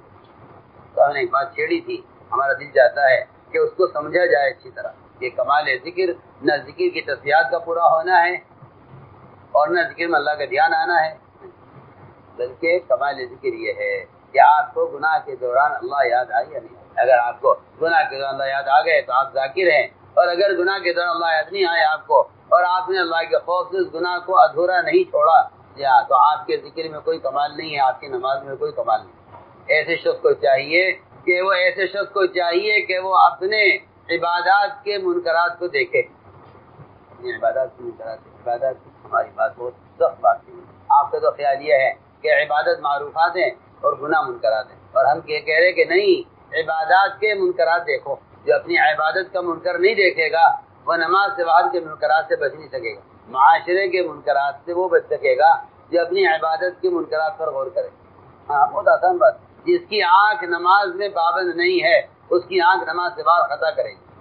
یہ بالکل یہ تجربے کی بات کہہ رہا ہوں. جس کی آنکھ نماز میں پابند نہیں، اس کی آنکھ خطا کرے گی. لوگ اس سے شکایت کرتے ہیں، خطوط کے ذریعے بھی کہتے ہیں، زبانی بھی کہتے ہیں کہ جی نظر کی حفاظت نہیں ہو رہی. میں نے کہا نماز ٹھیک کر لو، نماز ٹھیک. اس لیے آپ کہیں آپ دیکھیں گے کوئی گناہ شیطان یاد نہیں دلاتا. اگر شیطان باتیں یاد دلاتا ہے تو نماز کے دوران یاد دلاتا ہے کہ اگر اس کی نماز بگڑ گئی تو سارا دین بگاڑنا اس کا میرے لیے آسان ہے. حدیث میں کہ شیطان آ کر بات یاد دلاتا ہے نماز میں کہ اگر یہ نماز بگڑ گئی تو سارے دین کا بگاڑنا میرے لیے ان کا آسان ہے. میرے دوستو، ہم نے ایک بات کہ نماز کے منکرات تلاش، کیا نماز منکر ہو سکتا ہے؟ حالانکہ آپ جانتے ہیں کہ تمام منکرات میں چوری بڑا منکر ہے، کیونکہ چوری حقوق العباد میں سے بھی ہے. چوری حقوق العباد میں سے بھی ہے. اور آپ راستے میں فرمایا کہ سب سے بڑا چور وہ نہیں ہے جو دینار درہم پیسہ روپیہ چرا لے، نہیں، سب سے بڑا چور وہ ہے جو نماز سے چوری کرے. صحابہ نے عرض کیا کہ نماز میں سے کیا چرائے گا؟ نماز کوئی جائیداد ہے، کوئی مال ہے. فرمایا اس کے رکوع سجدوں میں اطمینان نہ ہو، یہ نماز کا چور ہے. اس لیے نماز پڑھنے والا چور نہیں ہے، نماز پڑھنے والے کو چور کہا ہے. ایسے ہی نماز پڑھیے نا. آپ نے یہ نہیں کہا نماز پڑھنے والا چور ہے، کہ نماز پڑھنے والا سب سے بڑا چور ہے. پڑھیے یہ جو چوری کر رہا ہے اور نماز پڑھ رہا ہے، آپ نے فرمایا کہ اگر یہ چوری کرتا ہے چور اور نماز بھی پڑھتا ہے تو اس کی نماز کا کمال اس کو چوری سے روکے گا. یہ حدیث ہے، اس کی نماز کا کمال اس کو چوری سے. تو ہم نے عرض کیا کہ نماز کے منکرات اگر نماز کے منکرات پر غور نہیں کرو گے تو نماز نعوذ باللہ منکر بنے گی. اور پھر منکر سے نہیں روکے گا بلکہ منکر پر آمادہ کرتا ہے. منکرات پر آمادہ کرتا ہے. معروفات منکرات سے روکتی ہے. تو ہم نے عرض کیا کہ ذکر پر توجہ دیں کہ ذکر کیا. ان اذکار میں سب سے افضل ذکر، تمام اذکار میں افضل ذکر قرآن کی تلاوت ہے. افضل ذکر قرآن کی تلاوت ہے، بشرط یہ کہ اس تلاوت کو تلاوت کی طرح کیا جائے. اور اس تلاوت کا سب سے پہلا حق یہ ہے کہ قرآن کو سمجھ کر پڑھا جائے. قرآن کو بغیر سمجھے پڑھنا خود بہت بڑی غفلت کا سبب ہے. ہماری بات توجہ چاہیے. قرآن کی تلاوت کا جو قرآن کے تلاوت کرنے والے کا جو ذکر ہے اس ذکر کا کمال قرآن کو سمجھ کر پڑھنے میں ہے. بغیر سمجھے پڑھنے میں اجر تو مل جائے گا، لیکن ذکر کا جو کمال ہے وہ اس کو سمجھ کر پڑھنے میں ہے. ہماری بات بہت توجہ چاہیے. اجر تو ملے گا، اس میں تو کوئی شک نہیں ہے. اس کے الفاظ پر، اس کے صرف الفاظ پر اجر کا وعدہ ہے، اس میں کوئی شک نہیں ہے. آپ علیہ السلام کہیں آپ کو 30 نیکیاں مل گئی. سوال اس کا نہیں ہے، سوال اجر کا نہیں ہے، سوال تو اثر کا ہے. سوال اثر کا ہے کہ قرآن کی تلاوت سے آپ پر کیا اثر پڑا. بھائی فرماتے رضی اللہ تعالیٰ عنہ، قرآن کو بغیر سمجھے پڑھنے میں کوئی خیر نہیں ہے. قرآن کو بغیر سمجھے پڑھنے میں خیر نہیں ہے. حضرت علی کا قول ہے، قرآن کو بغیر سمجھے پڑھنے میں خیر نہیں ہے. کیوں؟ اس لیے کہ یہ وعیدوں کا اور وعدوں کا اور احکام کا مجموعہ ہے. اگر آپ انگریزی نہیں جانتے اور آپ سے آ کر کوئی کہے کہ آپ کے باپ کا انتقال ہو گیا ہے تو آپ ہنس کر بات ٹال دیں گے.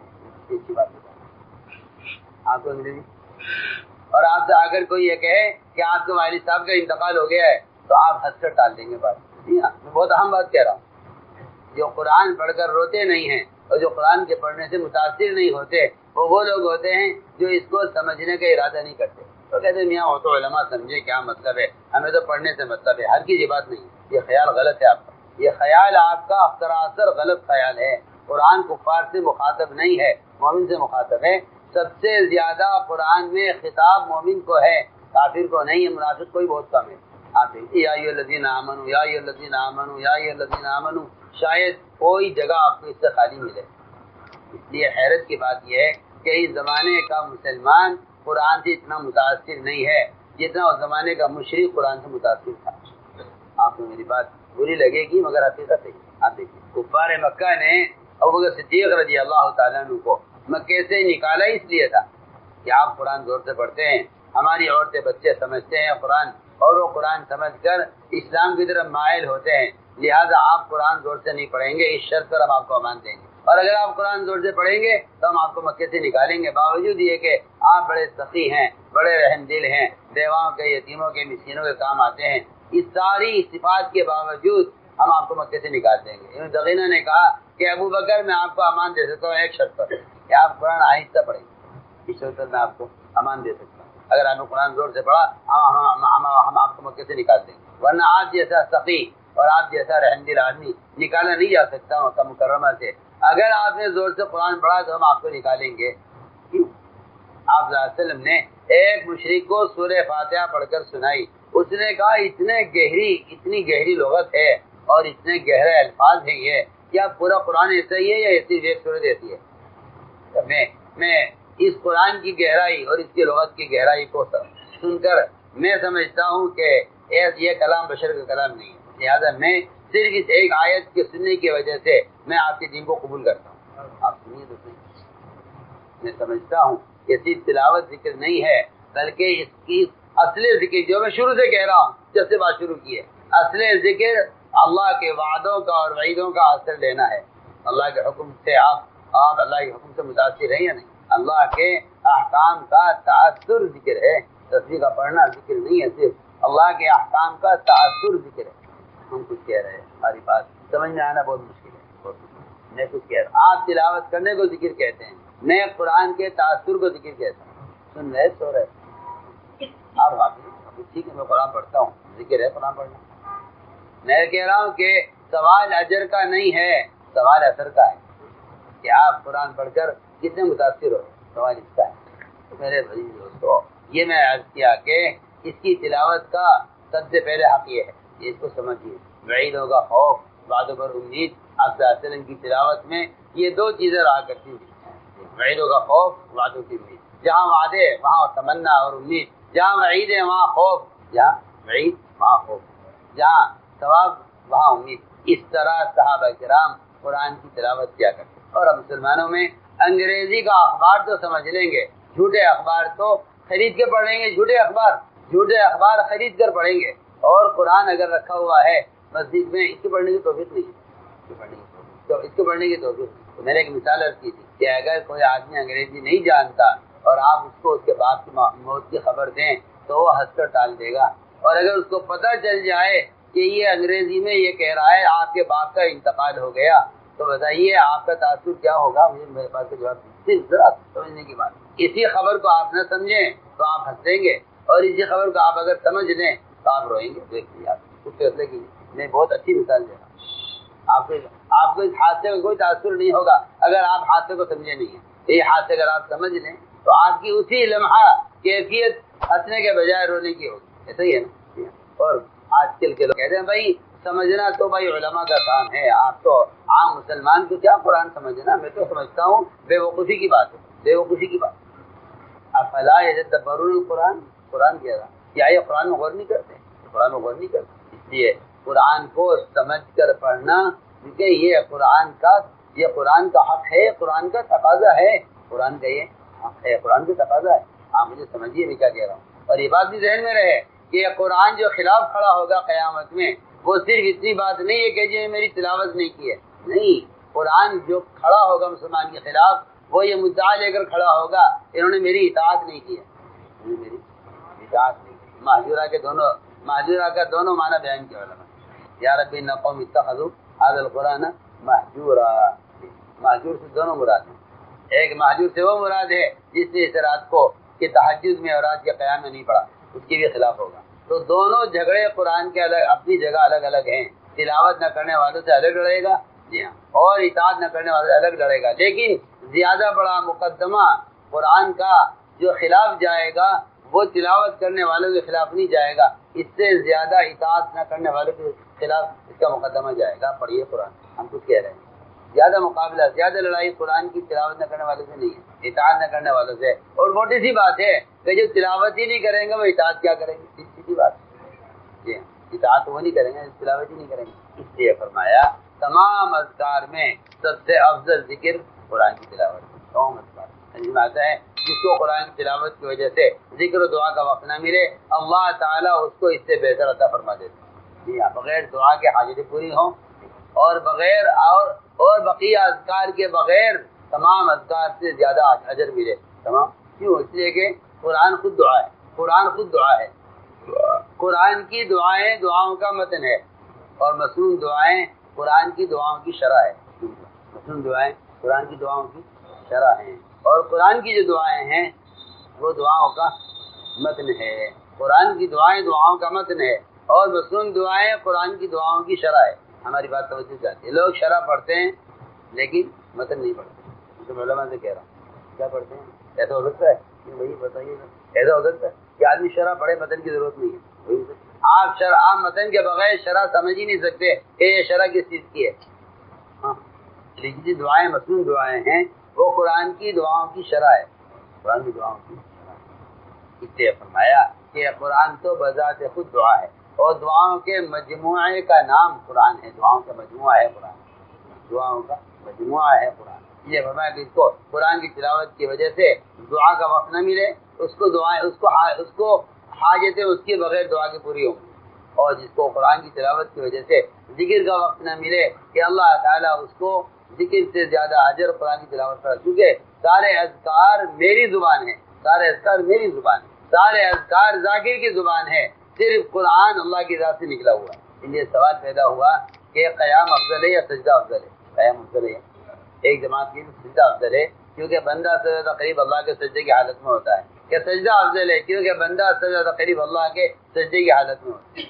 میں نے کہا نہیں جی، سجدہ افضل نہیں ہے، قیام افضل ہے، کیونکہ سجدے میں میری زبان ہے سبحان ربی الاعلیٰ اور قیام میں اللہ کا کلام پڑھا جاتا ہے، قیام میں یہ قیام افضل ہے، قیام افضل ہے، قیام افضل ہے۔ تکان بھی قیام میں ہے، سجدے میں تکان نہیں ہے، سجدے میں تو آرام ہے۔ قیام تکان کس میں ہے؟ قیام میں ہے۔ آپ اسے لمبا قیام کرتے، ایک پیر اٹھاتے ایک رکھتے، تکان کی وجہ سے جب کھڑے کھڑے تھک جاتے تو آپ پیروں کو ہلانے لگتے۔ اللہ نے فرمایا طٰہٰ، نبی جی دونوں پیر جما کر رکھیے نماز میں۔ طٰہٰ کا مطلب یہ ہے دونوں پیر جما کر رکھیے۔ ہم نے آپ کو قرآن اس لیے نہیں کیا کہ ہم شقت میں پڑ جائیں، پیر جما کر رکھیے نماز میں، ورنہ آپ روایت میں یراجع بین قدمین، آپ ایک پیر اٹھاتے ایک پیر رکھتے، میں کہ نہیں دونوں پیر جما کر رکھیے، اور ہم نے آپ کو مشقت میں پڑھنے کے لیے دیا قرآن۔ تو میں نے عرض کیا کہ اگر کوئی شخص خدا نہ کرے نعوذ باللہ کسی اخبار میں کسی رسالے میں تاریخ اسلام یا اشعار یا موجودہ زمانے کے حالات، اگر کسی شخص کو ان چیزوں میں قرآن کی تلاوت سے زیادہ مزہ محسوس ہوتا ہو تو یہ اس کے دل کے گندا ہونے کی علامت ہے، اس کے دل کے گندا ہونے کی علامت۔ اگر کسی بھی شخص کو، کسی مسلمان اشعار میں یا اخبار میں یا کہانیوں میں، اگرچہ وہ کہانیاں سچی کیوں نہ ہوں، اگر قرآن کی تلاوت سے مزہ اس میں آتا ہے تو یہ اس کے دل کے گندا ہونے کی علامت۔ جب دل گندا ہو جاتا ہے نا، جب دل گندا ہو جاتا ہے نا، جب دل گندا اس کو جگہ جب دل گندا ہو جاتا ہے نا تو قرآن کی تلاوت میں آدمی کا دل نہیں لگتا، بہت جلدی طبیعت بھر جاتی ہے۔ اخبار آپ دیکھیے، آپ اخبار 1 گھنٹہ پڑھتے ہیں، بعض لوگوں کو اخبار پڑھنے کی بیماری ہے۔ اخبار کا مطلب یہ ہے کہ آپ حالات کے اعتبار سے چلیے، قرآن کا تقاضا یہ ہے کہ نہیں، آپ حالات کے خلاف چلیے۔ انسانوں کی ذہنیت کو انسانوں کی ذہنیت کو کفر کی ذہنیت کے مطابق چلانے کے لیے اخبار نکالا جاتا ہے۔ جی ہاں، کہ ہماری آپ کی ذہنیت ایک ہونی چاہیے۔ آپ سے بہت عام بات کر رہا ہوں، اس لیے ہم نے عرض کیا کہ حضرت عثمان فرماتے تھے رضی اللہ تعالیٰ عنہ، اگر تمہارے دل پاک ہوتے تو قرآن کی تلاوت سے تمہارا پیٹ نہ بڑھتا۔ حضرت فرماتے تھے جو آدمی اشعار یاد کرے گا وہ قرآن یاد نہیں رکھ سکے گا۔ حضرت عمر کا قول ہے، کیا یاد کرے گا؟ جو اشعار یاد کرے گا وہ قرآن یاد نہیں رکھ سکے گا۔ حالانکہ یہ بات سمجھ آتی نہیں، کتنے بڑے بڑے شعراء گزرے ہیں جو قرآن کے بڑے پکے حافظ، آج بھی بہت سے ایسے آپ کو نظمیں پڑھنے والے، گانے والے، شعراء، شعر بنانے والے ایسے ملیں گے جو قرآن کے جید حافظ ہیں۔ حالانکہ اس کا مطلب یہ ہے ہی نہیں کہ جو آدمی اشعار یاد کرے گا وہ قرآن یاد نہیں رکھ سکے گا، اس کا مطلب یہ ہے ہی نہیں۔ اس کا مطلب یہ ہے کہ جو آدمی اشعار پڑھے گا یا اشعار یاد رکھے گا کیونکہ وہ قرآن کے احکام یاد نہیں رکھ سکے گا۔ قرآن کا حافظ ہونا کمال نہیں ہے، بلکہ قرآن کا محافظ ہونا کمال ہے۔ محافظ حافظ نہیں، حافظ قرآن کا مطلب تو اس کا دماغ ہے، اس کا قرآن یاد ہے، کیا بات ہے۔ حافظ قرآن ہونا کوئی کمال کی بات نہیں ہے، حافظ قرآن کا مطلب یہ ہے کہ اس کے دماغ میں قرآن جم گیا ہے۔ ہم کچھ کہہ رہے ہیں حافظ قرآن اسے نہیں کہتے وہ قرآن یاد کرتے۔ صحابہ کے زمانے میں آپ اگر غور کریں گے، صحابہ کے زمانے میں قراء ان کو نہیں کہا جاتا تھا جو قرآن کا قاری ہوں، قرآن اچھا پڑھتے ہوں اور قرآن کے حافظ ہوں، وہ نہیں۔ صحابہ کے زمانے میں قراء علماء کو کہا جاتا تھا۔ قراء ایک تو میں نے کہا ایک حافظ قرآن ہے، اشعار یاد کر سکتا ہے، قرآن یاد کر سکتا ہے، دماغ ہے اس کا۔ ایک ہے محافظ قرآن کہ وہ ہر موقع پر جانتا ہے کہ اللہ تعالیٰ مجھ سے کیا چاہتے ہیں اور وہ قرآن کے احکام کی حفاظت کرتا ہے، اطاعت کرتا ہے۔ فرمایا کہ پھر تو بات یہ ہے کہ جو آدمی اشعار یاد رکھے گا وہ قرآن کے احکام کو یاد نہیں رکھ سکے گا، اس لیے فرمایا کہ وہ قرآن کو یاد نہیں رکھ سکے۔ اس لیے فرمایا کہ قرآن کی تلاوت کو اپنا معمول بنا، قرآن کی تلاوت کو اپنا معمول، قرآن کی تلاوت کو اپنا معمول بناؤ۔ قرآن کی تلاوت کو ایک ہفتے میں قرآن ختم ہونا چاہیے، کم سے کم کی بات ہے یہ، ایک ہفتے میں قرآن ختم ہونا چاہیے، ایک ہفتے میں قرآن ختم ہونا، ایک ہفتے میں قرآن ختم ہونا چاہیے۔ اس لیے فرمایا کہ ایک ہفتے کی منزلیں متعین کی ہیں کہ ایک ہفتے میں آدمی روزانہ کہاں سے کہاں تک پڑھے، روزانہ قرآن کہاں سے کہاں تک روزانہ پڑھے، اس کی منزلیں متعین کی ہیں۔ روزانہ قرآن کہاں سے کہاں تک پڑھے، اس کے لیے قرآن نے منزلیں دیکھی ہیں۔ صحابہ کا معمول یہ تھا، صحابہ کا معمول یہ تھا کہ کہاں سے کہاں تک آج پڑھیں، کہاں سے کہاں تک کل پڑھیں، کہاں سے کہاں تک پرسوں پڑھیں۔ اس طرح پورے ہفتے کے لیے قرآن کی منزلیں طے ہیں، اور ان منزلوں کو یاد رکھنے کے لیے، ان منزلوں کو یاد رکھنے کے لیے بڑا آسان راستہ بتایا۔ ہر سورت کا پہلا حرف، بلکہ ہر سورت کا پہلا حرف، ہر سورت کا پہلا حرف بتا دیا کہ کہاں سے کہاں تک آپ پڑھیں گے، اور اس سورت کا پہلا حرف اور اس کے حروف اگر جمع کیے جائیں تو اس کا مطلب بنتا ہے میرے منہ کا شوق، میرے منہ کا شوق۔ میں عرض کرتا ہوں ہر آدمی کے منہ کا شوق ہوتا ہے، کوئی کسی کے منہ کا شوق ہوتا ہے گٹکا چبانا، کسی کے منہ کا شوق ہوتا ہے چنگم چبانا، کسی کے منہ کا شوق ہوتا ہے بیڑی اور سگریٹ پینا، کسی کے زبان کا شوق ہوتا ہے گنگنانا یا گانے گانا۔ یہ سب کے اپنے منہ کے شوق ہوتا ہے، ہر ایک کے اپنے منہ کا شوق ہوتا ہے، ہر ایک کے اپنے منہ کا شوق ہوتا ہے۔ لیکن جو کہیں کہ مومن کے منہ کا شوق، مومن کے منہ کا شوق اور اس کی زبان کی حرکت، بعض بیچارے پان چباتے رہتے ہیں، ایک ختم ہوا دوسرا رکھ لیا۔ تو میں کہتا ہوں یہ پان چبانا یہ تو جگالی ہے، اور جگالی جانور کرتے ہیں، جانور کرتے ہیں جگالی، جانور جگالی کرتا ہے۔ آپ بھینس کو دیکھ لیں، بکری کو دیکھ لیں، بیل کو دیکھ لیں، گائے، سب جگالی کرتے ہیں۔ یہ اپنے پیٹ کے اندر سے ایک مادہ نکالتے ہیں منہ میں، اور اس کو گھماتے رہتے ہیں، اس کو نگل لیتے ہیں، پھر اسی کو منہ میں لے جاتے ہیں، اس کو گھماتے رہتے ہیں۔ ان کو جگالی، اس کو جگالی کہتے ہیں۔ کیا کہتے ہیں؟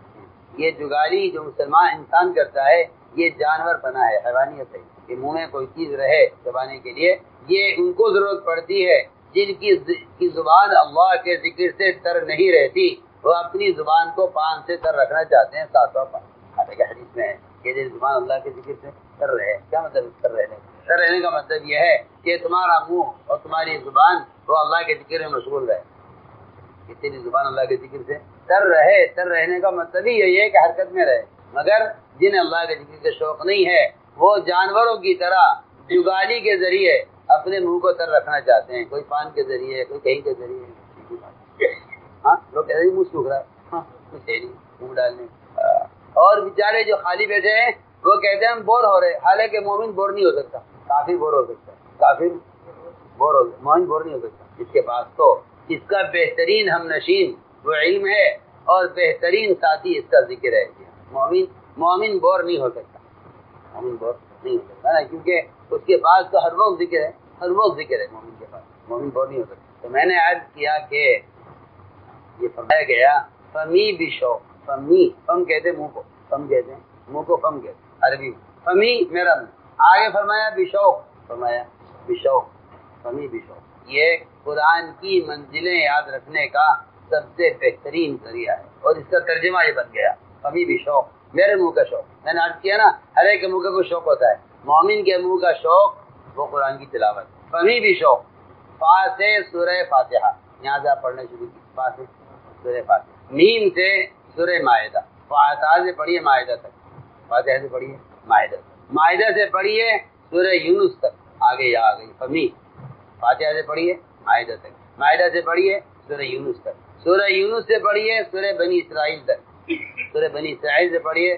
سورہ شعراء تک، سورہ شعراء سے پڑھیے سورہ والصافات تک، سورہ والصافات سے پڑھیے سورہ قاف تک، سورہ قاف سے پڑھیے سورہ ناس۔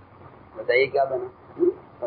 میرے منہ کا سارا قرآن ہو گیا اس ایک لفظ میں، میرے منہ کا شوق، فاتحہ فاتحہ، جیم سے مائدہ، یا سے سورہ یونس، با سے بنی اسرائیل، شعراء، والصافات، وقاف سے لے کے ناس تک قرآن۔ تو میں نے اس لیے یاد کیا ہے کہ آپ ذکر پر غور کیجئے بہت، یہ ذکر کیا ہے؟ جہاں آدمی کوئی عمل نہیں کر سکتا بیت الخلاء میں، آپ کو بیت الخلاء کی دعا بھی باہر ہی پڑھنی پڑے گی، اندر نہیں پڑھ سکتے، اندر نہیں پڑھ سکتے۔ اگر بیت الخلاء میں پیشاب کرتے کے دوران پیشاب شروع کر دیا آپ نے، اس دوران یہ خیال آیا کہ میں رخ بیت اللہ کی طرف ہو رہا ہے یا پیٹھ بیت اللہ کی طرف ہو رہی ہے، اور پیشاب اس وقت روک کر درمیان میں آپ نے رخ پھیر لیں، علماء نے لکھا ہے بیت الخلاء کے اندر کے اس عمل پر جس سے اللہ یاد آئے آپ کو کہ بیت اللہ کی رخ ہو رہا ہے، اللہ پچھلے گناہ سارے معاف کر دیتے ہیں۔ حالانکہ یہ کسی عمل کا وقت کسی عمل کا وقت نہیں ہے یہاں آپ زبان سے دعا بھی نہیں پڑھ سکتے، لیکن اگر آپ کو یہاں کیا یاد آیا؟ اللہ یاد آئے، کیوں کہ میرا رخ ہو رہا ہے بیت اللہ کی طرف یا پیٹھ ہو رہی ہے بیت اللہ کی طرف، اور آپ اسی وقت خیال کے ساتھ ساتھ گھوم جائیں، میں نے کہا ہے اللہ اس آپ کے بیت الخلاء کے اندر کے اس عمل پر اللہ پچھلے سارے گناہ معاف کر دیتے ہیں۔ تو میرے دوستو عزیزو، ساری بات کا خلاصہ یہ ہوا ہے کہ اللہ کو یاد رکھنا ذکر ہے، اللہ کو یاد کرنا ذکر ہے، یاد رکھنا ذکر ہے، یاد کرنا یاد رکھنے کے لیے ہے، یاد کرنا یاد رکھنے کے لیے ہے، یاد کرنا صرف یاد کرنے کے لیے نہیں ہے کہ تھوڑی دیر ہم نے اللہ کو یاد کیا، پھر زیادہ دیر 10 منٹ میں آپ کی تصویرات ہو گئی۔ سوال اس بات کا ہے 24 گھنٹے کیسے گزرے؟ سوال 2 نمازیں پڑھنے کا نہیں ہے، سوال 2 نمازوں کے درمیان کا وقت کیسا گزرا، سوال تو اس کا ہے، سوال تو اس کا ہے کہ 2 نماز کے درمیان کا وقت کیسے گزرا۔ اس سے میرے دوستو عزیزو، یہ ہے ساری بات کا خلاصہ کہ اللہ کو یاد رکھو، اللہ کو یاد رکھو، اللہ کو یاد رکھنا یہ پوری زندگی کا ہر لمحے کا مسئلہ ہے۔ یاد کر لینا تھوڑی دیر کی بات ہے، یاد کر لینا تھوڑی دیر، بھائی تھوڑی دیر کے لیے بھی لوگوں کی خوشامد، بھائی ذکر کر لیا کرو، بھائی تسبیحات پڑھ لیا کرو، یا اس تھوڑی دیر کے لیے یاد رکھنا بھاری ہو رہا ہے۔ آپ سوچیے صحیح، جس کو تھوڑی دیر ذکر کرنا بھاری ہو رہا ہے، اس کو 24 گھنٹے دین کے تمام، دنیا کے تمام شعبوں میں اللہ کو یاد رکھنا کیسے ممکن ہوگا؟ اس لیے کہ اس کا اپنے آپ کو عادی بناؤ۔ ہمارے آسان فرماتے کہ یہ ہمارے سارے کام کا اصل مقصد یہ تھا۔ اس لیے آدمی کے خود اللہ کے احکام کو یاد رکھنے پر آنے کے لیے دوسروں کو احکام یاد جانا ضروری ہے۔ اس لیے سب باتیں ہم آپ سے کہہ رہے ہیں، آپ کو برا نہ لگے، حقیقت یہی ہے کہ خود ذکر کر لینا ذکر کے کمال کے لیے کافی نہیں ہے، اور خود ذکر کر لینا اپنی ذات سے یہ دلوں کے جلا کے لیے اور ایمان کی زیادتی کے لیے کافی نہیں ہے۔ ہماری بات ہوتی ہے میں تو ذکر کرتا ہوں اور میں تلاوت بھی کرتا ہوں، کہ نہیں، یہ کافی نہیں ہے۔ آپ کے دل کا جلا اور آپ کے ایمان کی زیادتی اس پر موقوف ہے کہ آپ دوسروں کو اللہ کی یاد دلائیں۔ یہ قرآن یہ نہیں کہہ رہا ہے کہ جو اللہ کا ذکر کرتے ہیں ان کے دلوں کے جلا ہوتا ہے، نہیں، قرآن یہ کہہ رہا ہے اذا ذکر اللہ وجلت قلوبہم، اذا ذکر اللہ، جب اللہ کی یاد دلائی جاتی ہے دوسروں کو تو اس سے اپنے دل کا جلا ہوتا ہے، اور جب اللہ کی آیتیں دوسروں کو تلاوت کر کے سنائی جاتی، دوسروں پر تلاوت کر کے کی جاتی ہیں، دوسروں پر تلاوت کی جاتی ہیں اور دوسروں کو سنائی جاتی ہیں، تو اس سے ایمان میں زیادتی ہوتی ہے۔ آپ پڑھیے قرآن، علماء سے کہہ رہا ہوں اذا ذکر اللہ نہیں کہہ رہے، اذا ذکر اللہ، اذا ذکر اللہ، جب یاد دلائی جاتی ہے لوگوں کو اللہ کی تو دل دہل جاتے ہیں۔ آپ دیکھیے صحابہ نے بادشاہ کے محل میں اللہ لا الہ الا اللہ کہا، ان کے بالا خانے ہلنے لگے، ہر چیز ہلنے لگی۔ اس روایت پر غور کر لیجیے آپ، اگر آپ کے بات سمجھ میں نہ آئے تو، اگر یہ بات ہماری آپ کی سمجھ میں نہیں آ رہی ہے تو آپ اس پر غور کر لیجیے۔ صحابی نے کہا لا الہ الا اللہ تو اس کے سارا محل اور اس کا محل کے ساری چیزیں سب ہلنے لگی، جو اس کے قلعے کے تنگورے اوپر نکلے ہوئے تھے سب ہلنے لگی۔ ارے کیا ہو رہا ہے، کیا ہو رہا ہے؟ تو بادشاہ نے سوال کیا نا صحابی سے کہ یہ تو اپنے گھر میں ذکر کرتے تمہارے گھر ہلتے ہیں؟ ہمارا گھر تو آج تک نہیں ہلا۔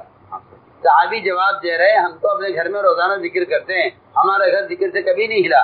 صرف آج ہل رہا ہے ہمارے یہاں، تو آپ اس سے فیصلہ کر لیجئے کہ جب اس کلنے کی دعوت کو وہاں لے کر جایا گیا تو سارا قلعہ اس کے ہلنے لگا، اور صحابی خود انکار کر رہے ہیں کہ جب ہم اپنا انفرادی ذکر کرتے ہیں تو ہمارا ذکر کبھی ہلے نہیں۔ ہاں اس سے معلوم ہوتا ہے، اس سے معلوم کہ ان کے قلعے ہل گئے جب ان کو اللہ کی یاد دلائی گئی۔ وہاں جب کلمہ دعوت میں آیا تو ان کے قلعے ہل گئے، اور یہاں بادشاہ پوچھ رہا صحابی سے جب اپنے گھر میں ذکر کرتے ہو تمہارے گھر ہلتے ہیں؟ لگا ہمارے گھر تو آج تک نہیں ہلے۔ یعنی روایت کیوں بھائی؟ وہی روایت ہم یاد کریں کہ دلوں کا دلا اور ایمان کا کمال دوسروں کو اللہ کی یاد دلانے میں ہے۔ اس سے صاف بات ہے، معروف و نہی منکر یہ دونوں فعل آدمی کے خود اپنی ذات کے لیے ہیں۔ ہر آدمی کے اپنے ایمان کی تکمیل اس میں ہے کہ دوسروں کو ایمان پر آمادہ کرے، ہر آدمی کے اپنے ایمان کا کمال اس میں ہے کہ دوسروں کو معروفات پر آمادہ کرے۔ ہم ذکر کو لے کر پھرنا اس لیے جاتے ہیں، علم کو لے کر پھرنا اس لیے جاتے ہیں کہ پھرے بغیر تذکیر نہیں ہوگی، پھرے بغیر کوئی ذریعہ آپ لا ہی نہیں سکتے۔ میں اللہ کی قسم کھا کر کہہ سکتا ہوں، آپ کو رواجی شکلوں نے صحابہ کے طریقوں سے غافل کر دیا ہے، ورنہ میں اللہ کی قسم کہتا ہوں کہ تذکیر کا آپ کوئی کہیں سے ثبوت لے آئیے کہ انسان کے علاوہ تذکیر کا کوئی ذریعہ ہو سکتا ہے۔ انبیاء کی بعثت تذکیر کے لیے ہے، وہ سب بشر ہیں، سب بشر۔ ان کے بعد امت کے ذمہ دعوت کا کام، تذکیر کا کام انسان کے ذمہ ہے بذات خود۔ کوئی تحریر اللہ کی قسم تذکیر کے لیے نہ کافی ہے، نہ مؤثر ہے، نہ اس سے ذمہ داری ادا ہو سکتی ہے۔ صاف صاف بات آپ کو سمجھ میں آئی یا نہ آئے، یہ کوئی پرواہ کی بات نہیں۔ آپ صاحب سے نہیں آتی تو یہ آپ کی کم عقلی ہے، آپ کی تنگ نظری ہے، اور کیا؟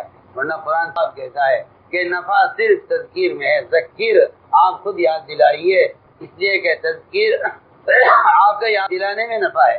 ذکر فإن الذکر، کیونکہ آپ کے خود بذات خود تذکیر میں مجاہدہ ہے، تحریر سے تذکیر میں کوئی مجاہدہ نہیں۔ مجاہدہ قلم کا کوئی مجاہدہ ہے؟ سوچیے تو صحیح، قلم کا کوئی مجاہدہ ہے؟ آپ گھر بیٹھے تحریر لکھ کر تقسیم کرا دیں، یہ کوئی مجاہدہ ہے؟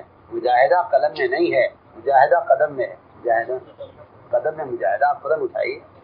آپ کو گرمی سردی، آپ کو ناگوار یہاں آپ دعوت کا رد کرنا، آپ کو گالیاں پڑھنا، یہ تو سب نبی کے طریقے دعوت میں ہے۔ آپ اگر رواجی طریقے دین کی اشاعت کے لے آئیں، اس میں نبی کی لائن کی کوئی اذیت نہیں، نبی کی لائن کی کوئی اذیت نہیں، تو دعوے سے کہہ سکتا ہوں، کسی کے پاس جواب ہو تو دعوے۔ اس لیے تحریر میں کوئی اثر نہیں ہے جب تک تحریک نہ ہو، تذکیر نہ ہو، کیا نہ ہو، تحریک اور تحریر میں کوئی اثر۔ جس طرح میں آپ کا خط پھاڑا، ملک جو پھٹا ہے وہ صرف تحریر پھٹنے سے نہیں پھٹا ہے، ملک کے پھٹنے کی جو وجہ ہوئی ہے وہ صحابہ کا اس تحریر کو لے کر جانا ہوا ہے۔ وہ چیزیں میں کیا کہہ رہا ہوں، کہاں جا رہا ہے شیطان؟ عجیب آدمی ہے، اس کو ادب نہیں آتا مجلس کا، اور تم میں سے کوئی ہے بھی نہیں ہاتھ توڑ کے بٹھا لے۔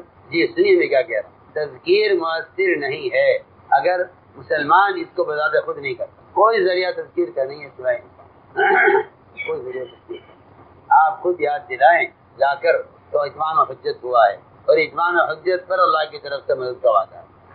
تو میرے دوستو عزیزو، یہ ساری نقل و حرکت اس کے لیے ہے، ساری نقل و حرکت اس ذکر کا بڑا حصہ یہ ہے۔ تذکر آپ لوگوں کو دین کی بات یاد دلائیں، یہ نہیں کہ آپ تحریر لکھ کے بھیج دیں تاکہ اس کو یاد آ جائیں۔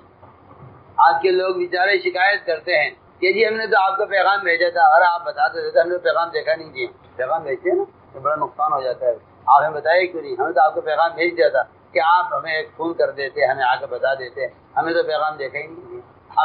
آپ تو ان پیغامات سے غافل ہیں۔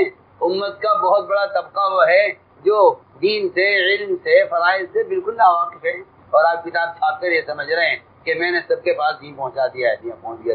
کچھ نہیں، آپ کی خام خیالی ہے، یہ آپ کی خام خیالی۔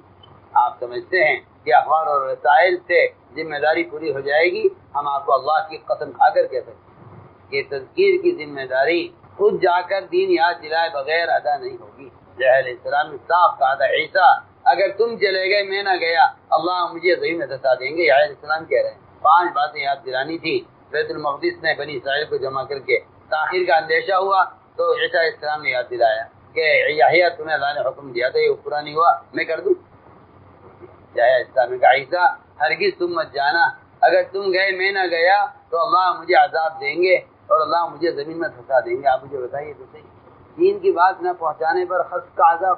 آج کسی مسلمان کو اس کا خیال بھی ہے، کسی مسلمان کو خیال بھی ہے اس کا کہ اگر دعوت نہیں دیں گے تو عذاب آئے گا؟ کسی کو خیال بھی ہے؟